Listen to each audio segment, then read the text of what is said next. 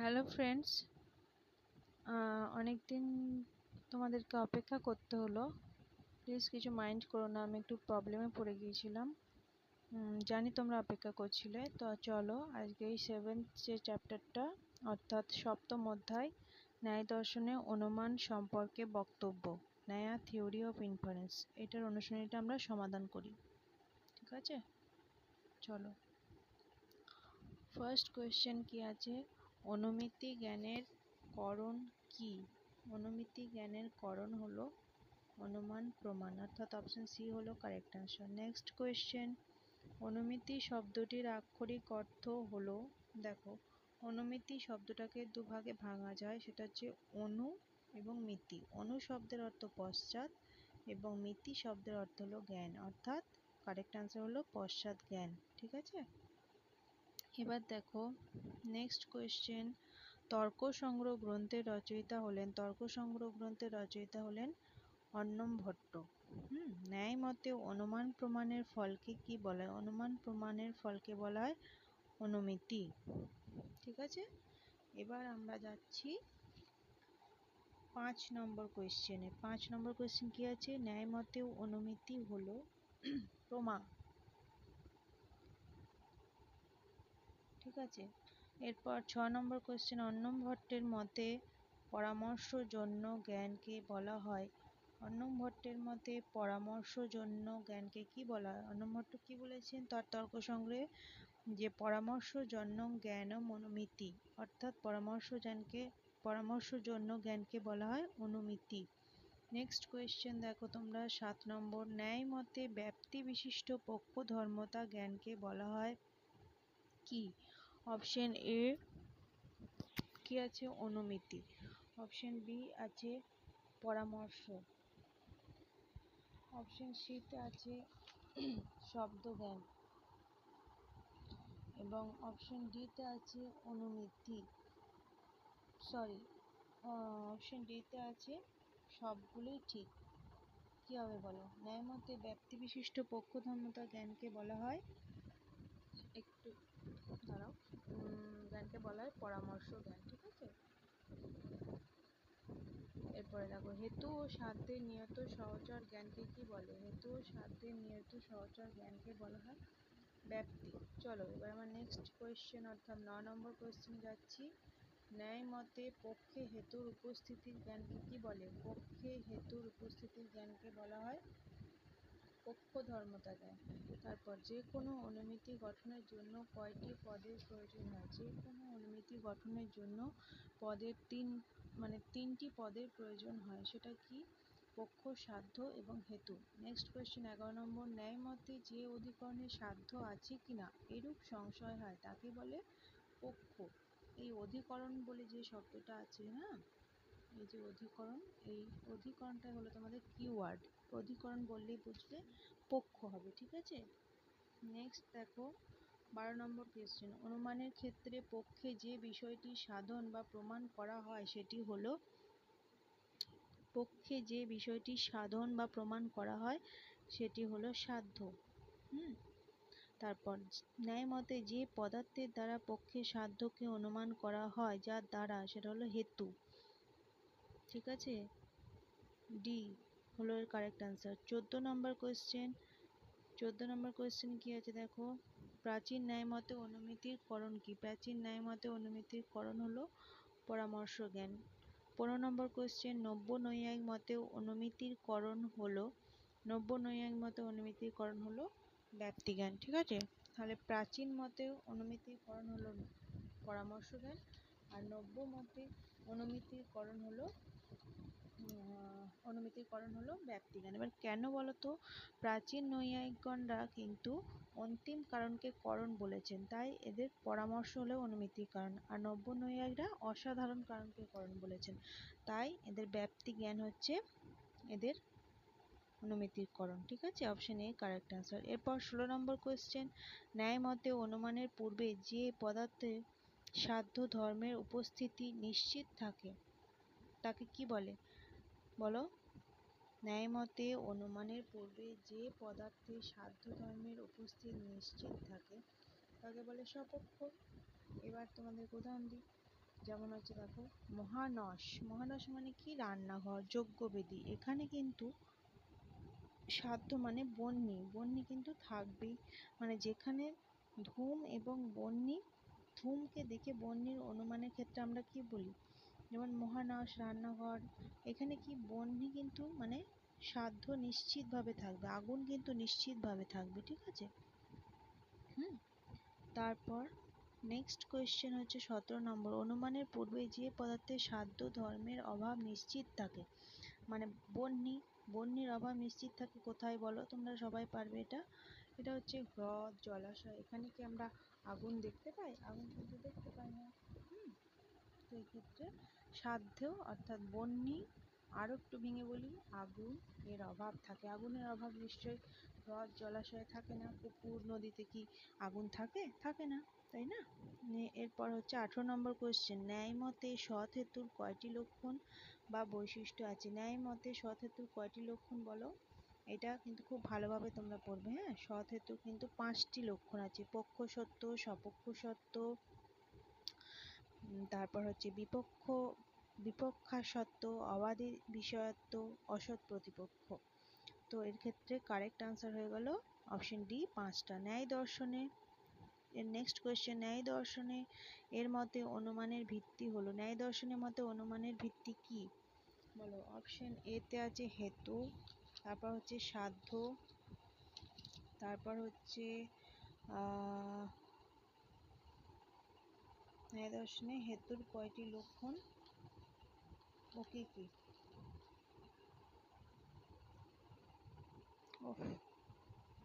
ন্যায় দর্শনের মতে অনুমানের ভিত্তি না, 18 নম্বর, ন্যায় মতে সৎ হেতুর কয়টি লক্ষণ, এটা বলেছি 5টা। 19 নম্বর হচ্ছে ন্যায় দর্শনে অনুমানের ভিত্তি কি? ন্যায় দর্শনে অনুমানের ভিত্তি হলো ব্যাপ্তি জ্ঞান। তো এক্ষেত্রে কারেক্ট আনসার হলো অপশন ডি, ন্যায় মতে পক্ষ কাকে বলে? দেখো তোমাদের একটা কিওয়ার্ড আমি আগেই বলেছি, যেখানে অধিকরণ কথাটা আসবে, অধিকরণ মানে কি, স্থান। হ্যাঁ, এটা হলো পক্ষ, ঠিক আছে। এবার যে স্থানে আমরা পদার্থকে অনুমান করি সেটাই হলো পক্ষ। এবার আমরা অপশনগুলো দেখে নিই। অপশন এতে আছে যে পদার্থকে অনুমান করা হয়। এরপরে চলো নেক্সট দেখি অপশনটা কি আছে। যার দ্বারা পক্ষে সাধ্যকে অনুমান করা হয়, যে অধিকরণে কোনো কিছুর অনুমান করা হয়, তাহলে আমাদের প্রশ্নের উত্তর হয়ে যাবে অপশন সি, ঠিক আছে। এবার সাধ্য কাকে বলে? সাধ্য হচ্ছে যে পদার্থকে অনুমান করা হয়, প্রথমে বলেছে, তারপর বলেছে যেখানে সাধ্যের সংশয় থাকে। অপশন সিতে আছে পরামর্শ সাধ থেকে যে জ্ঞান উৎপন্ন হয়। অপশন ডিতে আছে যার দ্বারা পক্ষে সাধ্যকে অনুমান করা হয়। এক্ষেত্রে কি হবে? যে পদার্থকে অনুমান করা হয়, ঠিক আছে। অপশন এ হলো কারেক্ট আনসার। চলো এবার 22 নম্বর কোয়েশ্চেন, হেতু কাকে বলে? মানে যার দ্বারা সাধ্যকে অনুমান করা হয়, ঠিক আছে। এটা হবে কারেক্ট আনসার, যার দ্বারা, মানে বি। তারপর বলেছে দেখো 23 নম্বর কোয়েশ্চেন, ন্যায় মতে হেতুকে কি বলা হয়? ন্যায় মতে হেতু তো বলা হয়, কিন্তু এর আর একটাও নাম আছে, সেটা হচ্ছে লিঙ্গ। তারপর হচ্ছে ন্যায় মতে ব্যাপ্তি হলো এক প্রকার, ন্যায় মতে ব্যাপ্তি হলো এক প্রকার সম্বন্ধ, ঠিক আছে। ব্যাপ্তির ক্ষেত্রে আমরা কি বলি, যে যত্র ধূম তত্র অগ্নি ইতি সাহচর্য নিয়ম ব্যাপ্তি। তারপর সাহচর্য নিয়ম ব্যাপ্তি, এটা ব্যাপ্তির লক্ষণ দিতে গিয়ে আমরা বলি তো, ঠিক আছে। ব্যাপ্তিকে কিন্তু আমরা সম্বন্ধ বলি, সহচর সম্বন্ধ। তারপরে দেখো ন্যায়মতে ব্যাপ্তি বলতে বোঝায় 25 নম্বর কোয়েশ্চেনে। দেখো এই কোয়েশ্চেনটা কিন্তু খুব ঘুরিয়ে ফিরিয়ে ওরা দেবে, তোমাদেরকে খুব ভালোভাবে এটা পড়তে হবে। ন্যায় মতে ব্যাপ্তি বলতে বোঝায় হেতু ও সাধ্যের সাহচর্য নিয়ম। এটা কিন্তু ওরা কি করছে, সাধ্য ও হেতু এরকম করে উল্টে উল্টে দিচ্ছে, কিন্তু তোমরা সবসময় মনে রাখবে হেতু ও সাধ্যের সাহচর্য যে সম্বন্ধ, সেটাই হলো ব্যাপ্তি। 26 নম্বর, ন্যায় মতে ব্যাপ্তি কয় প্রকার? ন্যায় মতে ব্যাপ্তি হলো 2 প্রকার, সমব্যাপ্তি এবং বিষমব্যাপ্তি। সমব্যাপক দুটি পদার্থের মধ্যে যে ব্যাপ্তি সম্বন্ধ থাকে তাকে বলে সমব্যাপ্তি। এবার সমব্যাপ্তির একটা উদাহরণ তোমাদেরকে দিই, তাহলে তোমাদের কাছে ক্লিয়ার হয়ে যাবে। সমব্যাপ্তি হচ্ছে সকল মানুষ হয় বিচার বুদ্ধি সম্পন্ন মানুষ, প্রাণী। দেখো এখানে কিন্তু একটা পদ আর একটা পদের থেকে কিন্তু ব্যাপক হচ্ছে না, বিচার বুদ্ধি সম্পন্ন বললেই আমরা মানুষকেই বুঝবো, ঠিক আছে, অন্য কিছু বুঝবো না। এরপর বিষম ব্যাপ্তিটা দেখো, এরপর নেক্সট কোয়েশ্চেন, দুটি অসম ব্যাপক পদার্থের মধ্যে ব্যাপ্তি সম্বন্ধকে কি বলে? বিষম ব্যাপ্তি।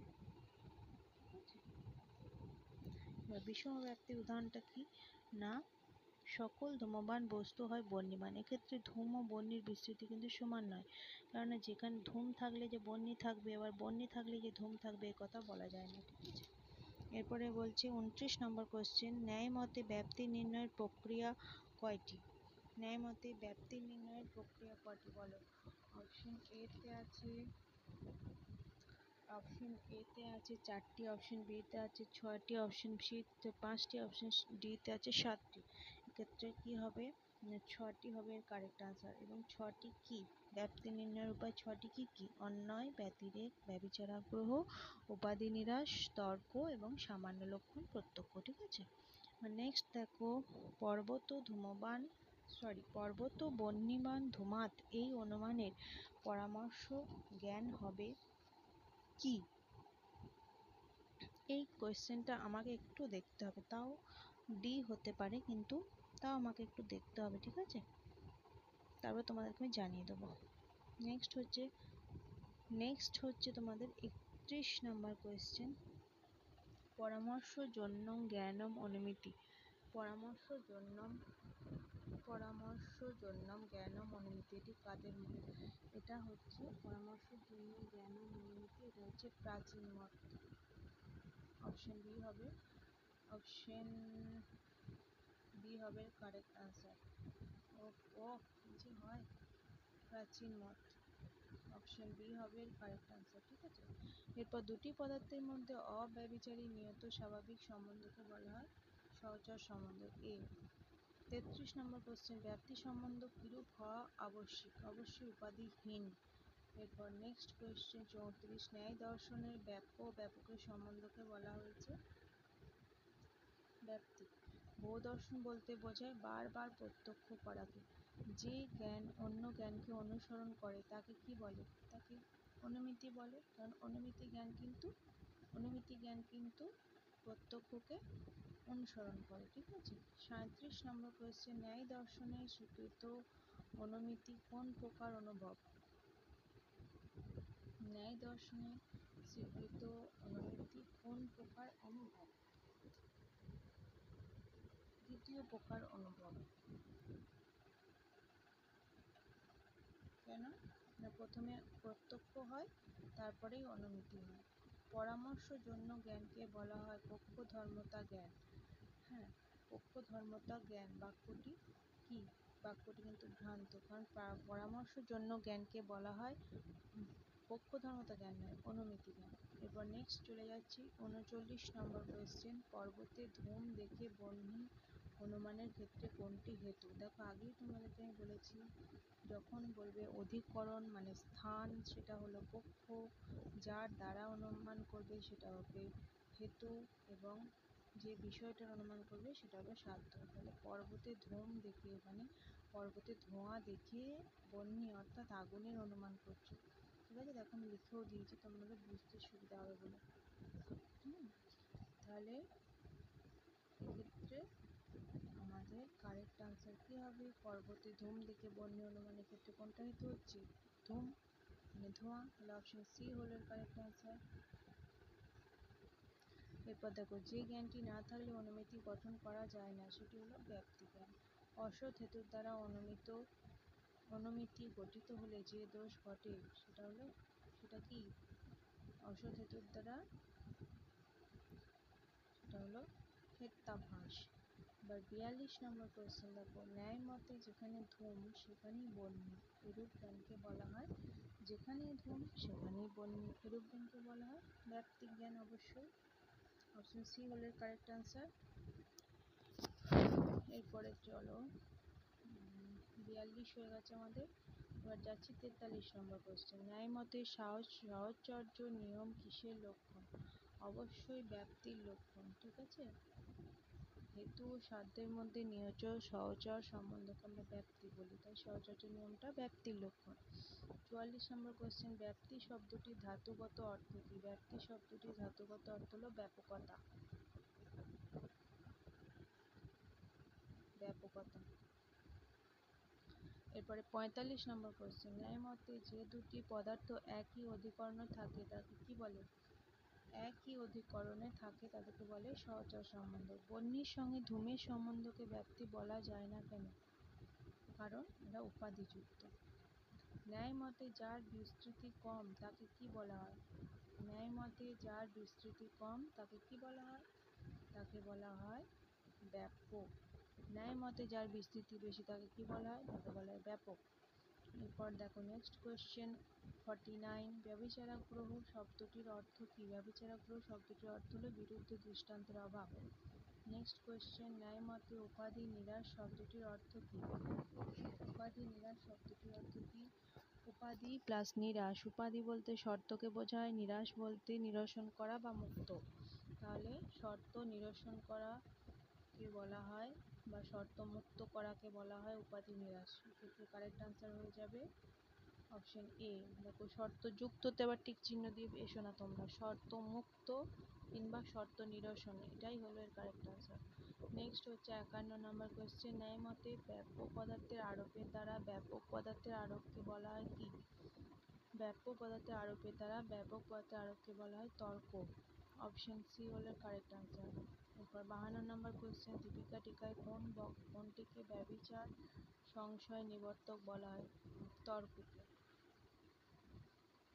Option D. বিশেষের মধ্যে সামান্য বা জাতি ধর্মকে অলৌকিকভাবে প্রত্যক্ষ করার নাম হলো সামান্য লক্ষণ প্রত্যক্ষ।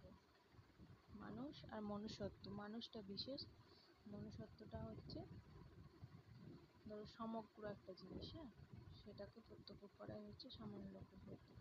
মনুষ্যত্ব কিন্তু সব মানুষের মধ্যেই থাকে, ঠিক আছে। নেক্সট কোয়েশ্চেন 54 নম্বর, বহ্নি বাপ্য ধূমবান ও পর্বত এরূপ জ্ঞানকে বলা হয় পরামর্শ জ্ঞান। অপশন এ হলো কারেক্ট আনসার। এবার 55, এই কোয়েশ্চেনটা একটু অস্পষ্ট এসেছে, তাও আমি তোমাদেরকে একটু পড়ে শোনাচ্ছি। এখানে বলেছে ড্যাশের কাজ হলো ব্যক্তিজ্ঞান ও পক্ষধর্মতা জ্ঞানের মধ্যে সম্বন্ধ স্থাপন করা। তাহলে এটা কারেক্ট আনসার হবে পরামর্শ। নেক্সট দেখো তোমাদের যেটা আছে, নিম্নোক্ত উক্তিগুলি সঠিক ক্রম অনুসরণ করো, মানে কোনটা আগে কোনটা পরে এটা বলেছে, ক্রম অনুযায়ী সাজাতে হবে। তাহলে এখানে আছে বহ্নি ব্যাপ্য ধূমবান ও পর্বত, ক্ষয়ে আছে পর্বত বহ্নি ধূমবান, গয়ে আছে ধূম বহ্নি ব্যাপ্য। তাই আগে কি হবে? আগে হবে, দেখো 1 2 3 বলে লিখে দিয়েছি, আগে হবে পর্বত ধূমবান, তারপর হবে ধূম বহ্নি ব্যাপ্য, তারপরে হবে বহ্নি ব্যাপ্য ধূমবান ও পর্বত। অর্থাৎ এক্ষেত্রে কারেক্ট আনসার কি হয়ে যাবে, মানে খ, গ এবং ক, এ হচ্ছে কারেক্ট আনসার। এরপরে আছে কোন বিকল্পটি সঠিক তা লেখো। তাহলে চলো দেখি, সাধ্য ও হেতুর নিয়ত সহচর সম্বন্ধ জ্ঞানকে বলা হয় ব্যাপ্তি। কখনোই নয়, হেতু এবং সাধ্যের নিয়ত সহচর সম্বন্ধকে বলা হয় ব্যাপ্তি। এরপর আছে ব্যাপ্তি বিশিষ্ট পক্ষ ধর্মতা জ্ঞানকে বলা হয় অনুমিতি। না, ব্যাপ্তি বিশিষ্ট পক্ষ ধর্মতা জ্ঞানকে বলা হয় পরামর্শ। ভুল, এটা ভুল, প্রথমেরটাও ভুল, দ্বিতীয়টাও ভুল। তৃতীয়টা হচ্ছে পর্বত ধূমবান, অর্থাৎ এটি পক্ষ ধর্মতা জ্ঞান, হ্যাঁ এটা ঠিক। এরপর হচ্ছে কেবলমাত্র ব্যক্তিজ্ঞানের দ্বারাই অনুমিতি সম্ভব। না, কেবলমাত্র ব্যক্তিজ্ঞানের দ্বারাই অনুমিতি সম্ভব নয়, কারণটা বলে দিচ্ছি, একটু দাঁড়াও। কেবলমাত্র ব্যক্তিজ্ঞানের দ্বারা কিন্তু অনুমিতি সম্ভব নয়,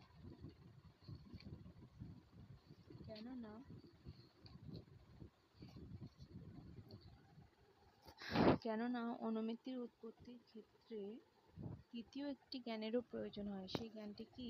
সেই জ্ঞানটি হচ্ছে পরামর্শ জ্ঞান। সুতরাং প্রথমে যেটা তোমরা করেছো পর্বত ধূমবান, তারপর ধূম বহ্নি ব্যাপ্য, তারপর বহ্নি ব্যাপ্য ধূমবান পর্বত, এটা হয়। তাহলে এখানে নম্বর যেটা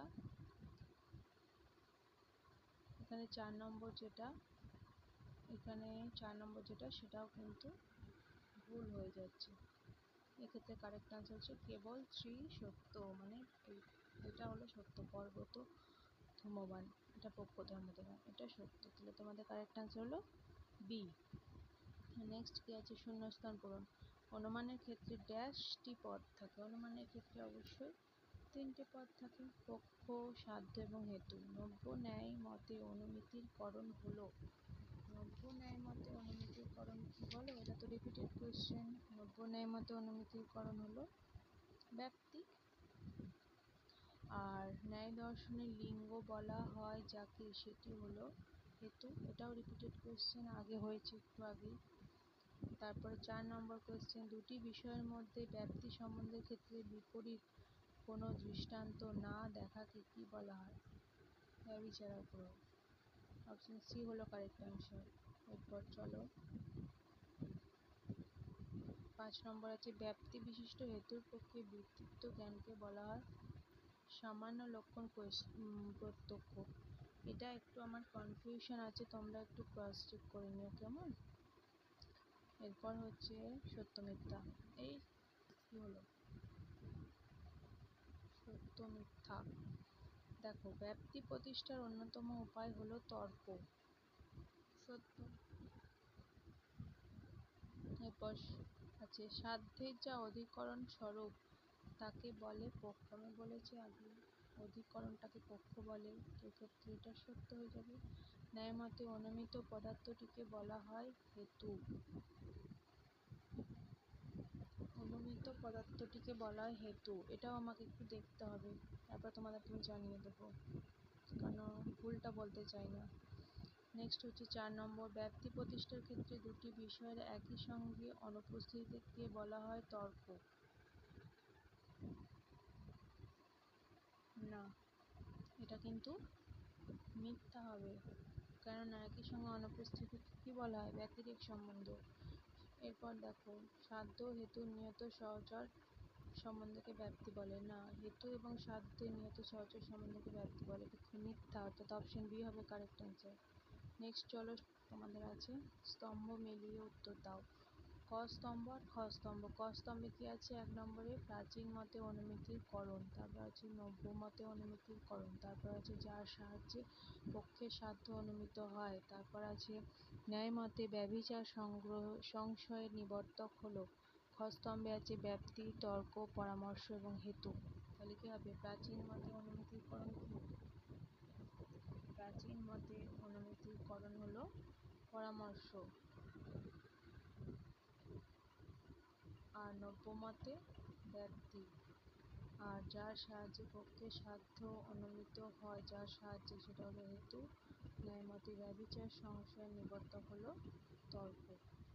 তাহলে এটা কাটাকুটি তো করে দিলাম, কিন্তু তোমরা ভালো করে বুঝে নাও, এটার অপশন হবে অপশন বি। ঠিক আছে, তাহলে তোমাদের সব কোয়েশ্চেনগুলি কমপ্লিট হয়ে গেল।